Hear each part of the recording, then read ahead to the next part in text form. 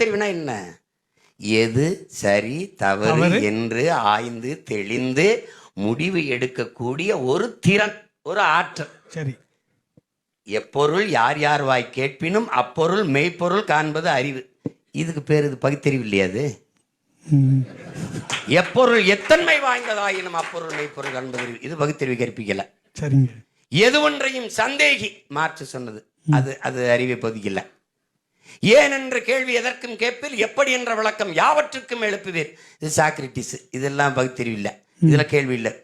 பகுத்தறிவுங்கிறது என்ன சொல்லுங்க? ஆடிப்பட்டம் தேடி விதை, இது பகுத்தறிவா இல்லையா? பகுத்து உணர்ந்து அறிந்து விதையை போடுங்க. பகுத்து உணர்ந்து வகுத்து சொன்ன அறிவா இல்லையா? அறிவா இல்லையா?